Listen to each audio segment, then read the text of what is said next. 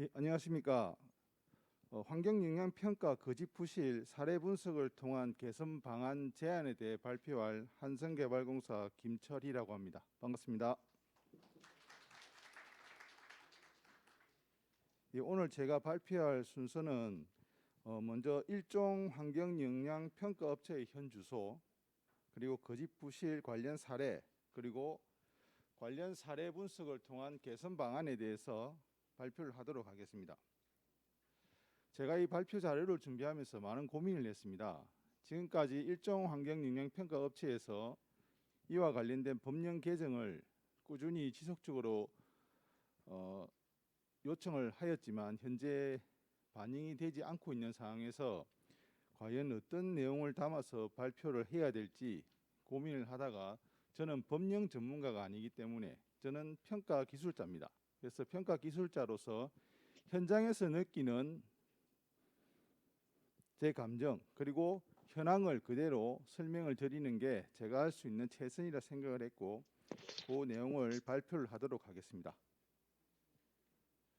먼저 일종 환경영향평가업체의 현 주소입니다. 현황이라 보시면 되겠습니다. 현황을 알아야지 개선책이 나오지 않겠습니까?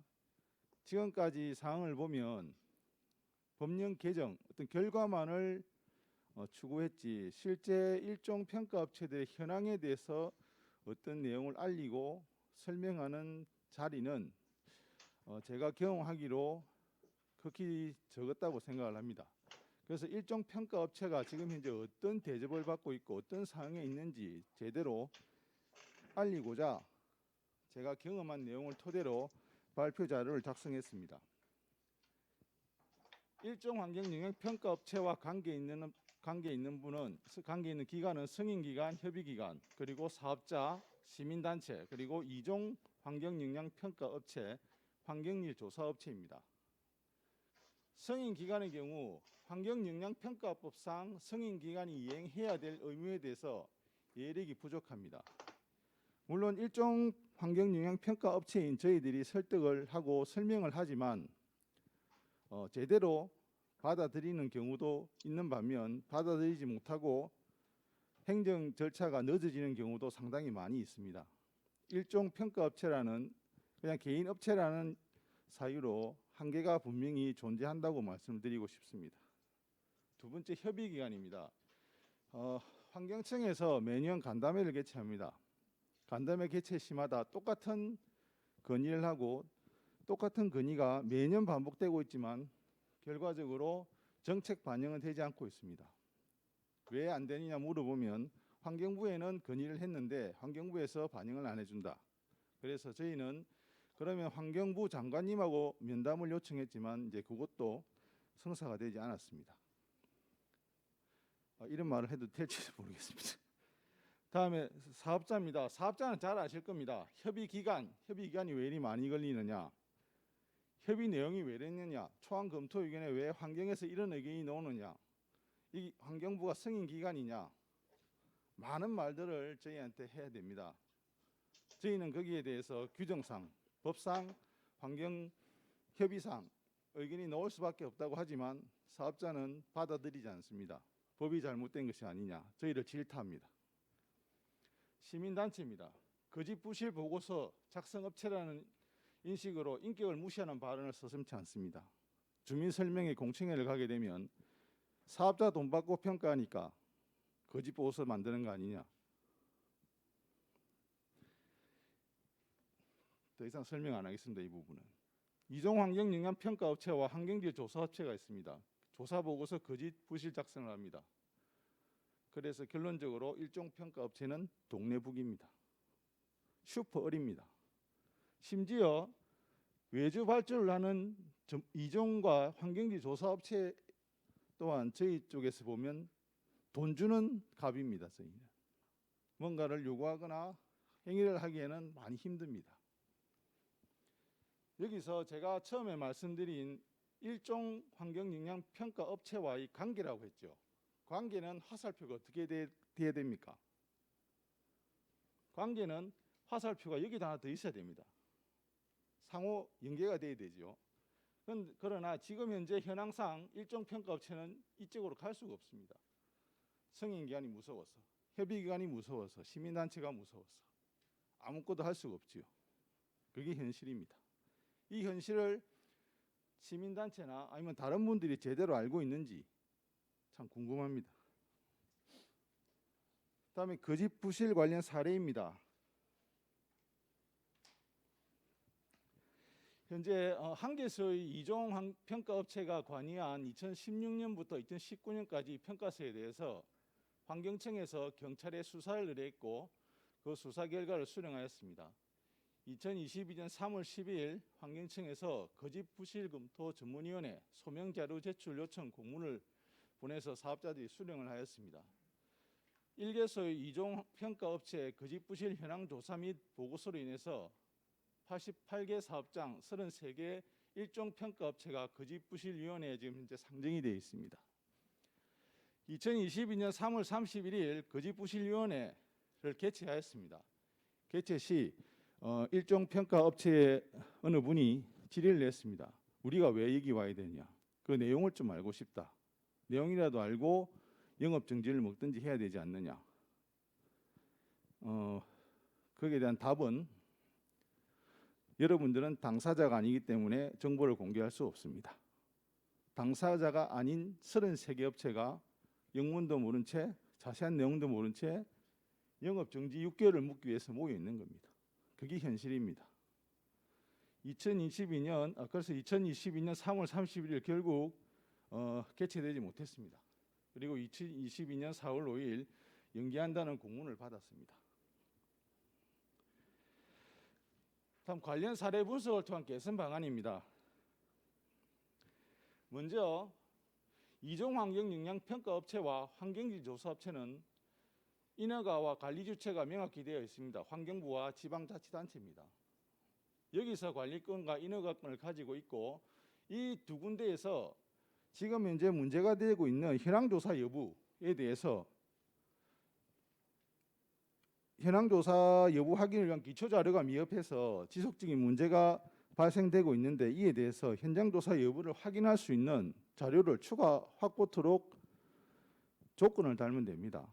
규정을 만들다든지 더 강화시키면 됩니다. 그러면 이종이나 환경지 조사업체에서 충분히 거기에 대한 대책을 세울 겁니다. 그리고 매년 이 업체들에 대한 조사가 진행되는 걸로 알고 있습니다. 우리 일종은 그런 조사 권한도 없고 현장조사 여부를 그 사업체가 확인할 수 있는 권한도 없습니다. 그러나 인허가와 관리 주체에서는 할 수 있기 때문에 우리 일종 환경 영향 평가 업체가 믿고 맡길 수 있는 이 이종 조사 업체가 맞는지 확인 가능하도록 이런 행정적인 규정을 좀 만들어야 되지 않는가 이렇게 생각을 하고 있습니다. 다음 환경영향평가에 대한 사업자 책임 강화입니다. 환경영향평가법 제53조 5항 5조에 보면 환경영향평가업자와 환경영향평가서 등의 작성에 관한 대행 계약을 체결하는 경우에는 거짓부실에 관한 것을 강요하지 못하도록 되어 있습니다. 평가법에는 1종과 2종이 분리되어 있고 업무가 분리되어 있습니다. 사업자가 1종의 평가, 2종의 생태계 조사를 맡기더라도 평가서와 생태계 조사 보고서가 별도로 나와도 하등에 문제될 건 없습니다. 그리고 사업자가 이 두 개에 대한 각각 관리를 책임지고 함으로써 오히려 거짓부실에 대한 작성이 줄어들 수 있다고 생각을 하고 있습니다. 다음에 거짓부실 보고서 작성 주체에 대한 인식 전환이 꼭 필요합니다. 현재 일종 환경영향평가 업체는 영향 예측 및 분석, 주민 의견 수렴, 관련 기관 협의, 환경영향평가 절차 이행, 환경영향평가 협의를 위한 사업자와의 업무 조율 등을 주요 업무로 하고 있습니다. 현재 문제가 되고 있는 거짓부실 보고서의 대부분은 생태계 및 환경지 조사입니다. 이 보고서의 경우 이종 및 환경지 조사 업체에서 작성을 합니다. 작성을 해서 공식적으로 인허가를 받은 업체의 경우 시험 성적서를 제출하고 보고서를 제출합니다. 그래서 일종 평가 업체는 이종이나 환경지 조사 업체에서 제출한 조사 결과를 인용하는 수준입니다. 일종 평가 업체가 생태계와 환경지 조사의 전문가가 아닙니다. 다음에 관련 법령 개정 및 교육 강화입니다.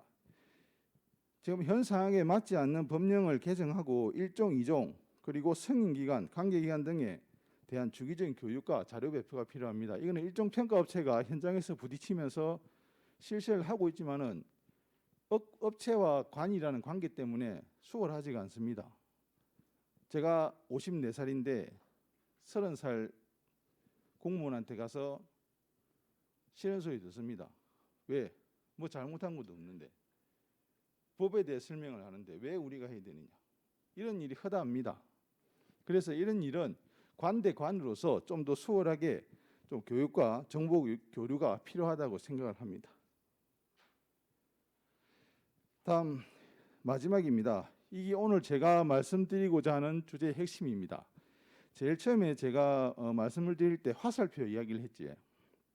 만약에 일종 평가업체가 우리가 아니고 시민단체라고 생각할 가정을 해보십시오. 화살표가 어떻게 될 것 같습니까? 최소한 양방향은 나옵니다. 아니면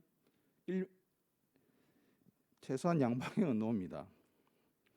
그래서 그 이유는 시민단체는 어쨌든 그 신뢰성을 확보하고 있다는 기본적인 베이스가 깔리기 때문이죠. 그러면 일종 평가업체가 이종 평가업체 등록 환경부에 인허가 받는 이종 평가업체에 주지 않고 시민단체에 조사를 줘도 됩니다. 왜냐? 지금 환경영향평가 용역을 하게 되면 조사비는 받는 그대로 나갑니다. 그 시민단체, 전문기관의 시민단체에 그 조사를 의뢰해서 그 결과를 우리가 인용하면 됩니다. 그렇게 만들어줘도 됩니다. 우리는 하등에 문제될 게 없습니다. 근데 그것도 안 하죠. 그리고 지금 이제 저희는 그 환경영향평가협회가 있습니다. 협회가 있지만은 환경부로부터 허가를 받아야 되는 단체입니다. 그리고 환경부 장관이 협의회 운영에 관여를 하고 있습니다. 법에 나와 있습니다. 제가 요번에 이 일을 겪으면서 이 협회에 대한 이제 자료를 분석하고 하면서 참 많은 제가 몰랐던 부분들에 대해서 알게 되었고 좀 저 자신도 반성을 많이 했습니다. 관심을 좀 그만큼 가져야 되는데 이러다 보니까 실질적인 현장 애로점에 대해서는 불합리한 대우 이런 거에 대해서는 실질적인 제한이 어려운 상황입니다. 이에 현장 애로점이나 정책 개선, 불합리한 대우 등에 대한 이의를 제기하고 개선을 요구할 수 있는 단체가 필요합니다. 아니면 협회의 독립성을 강화해야 됩니다. 예를 들어서 극단적인 예를 든다면 지금 자기 요구를 관철하기 위해서 힘 있는 노조가 있지 않습니까? 정부든 국회든 관이든 어디든 그들의 말을 무시를 하지 못합니다. 그러나 우리 일종 평가업체들은 매년 이런 제도 개선이 필요합니다. 이런 불합리한 점이 있습니다라고 이야기를 하지만 개개인의 목소리가 그냥 메아리가 되어서 돌아올 뿐입니다. 그럼 그 개개인의 목소리를 한데 모아서 대포처럼 한 방에 쏘을 수 있는 그런 단체가 필요합니다. 협회를 강화하기 위해서는 업체의 참여가 필요하고 또 다른 대책이 필요하겠지요. 제가 평가업을 한 지 12년째입니다. 그 전에 12년은 연구소에서 활동을 했고 국책과제를 수행했습니다. 지금 만약에 다시 연구소 오라고 한다면 저는 바로 갑니다. 지금 현재 평가업체는 희망도 없고 아무것도 없습니다. 개개인이 뭔가를 할 수 있는 독창적으로 할 수 있는 것도 없습니다. 왜냐? 규정에 나와 있습니다. 그 규정대로 해야지 아니면 거짓부실이 됩니다. 뭘 할 수 있습니까? 평가업체에서. 한번 할 수 있는 게 새로운 게 있으면 그걸 인정받을 수 있습니까? 못 받습니다. 규정에 나온 거, 법에 있는 거. 그런데 이종 조사업체 조사 결과 그 하나만으로 평가의 모든 것이 거짓부실화됩니다. 좀 전에 말씀드린 일종 환경영향평가업체에서 하는 모든 업무가 조사건 하나로 인해서 그 10명에 달하는 인원이 1년 정도를 고생해서 만드는 모든 것이 거짓부실화되어 버립니다. 어디 가서 이야기하면 사업자 돈 받고 하니까 그런 거 아니냐. 우리 제 밑에 직원들한테 정말 부끄럽습니다. 저희한테 필요한 것은 정말 절실히 느끼지만 단체입니다. 저희를 대변해 줄 수 있는 단체, 그리고 저희 현황을 충실히 설명해 줄 수 있는 단체. 새로운 단체를 만들기 힘들다면 지금 있는 협회를 강화시키는데 모든 업체들이 힘을 모아야 될 것으로 생각합니다. 어쨌든 지금까지 일종 환경 영향 평가업을 하면서 거짓부실로 인해서 많은 고통을 받고 있는 것으로 알고 있습니다. 저도 많은 고통을 받고 있습니다. 하지만 또 저희 본부는 잊어서는 안 되겠지요. 그래서 오늘 이 자리에서 여러 가지 현장에서 느낀 개선 대책을 제시를 해봤습니다. 좀 부족한 면이 있고 좀 과격한 표현이 있었다면 좀 이해를 해주시고, 앞으로 환경 영향 평가가 제대로 되기 위해서는 일종만을 잡아서는 안 됩니다. 환경부도 바뀌어야 되고, 일종 평가, 이종 평가, 승인 기간, 일종 환경 영향 평가 업체와 관계된 모든 것들이 바뀌어야 됩니다.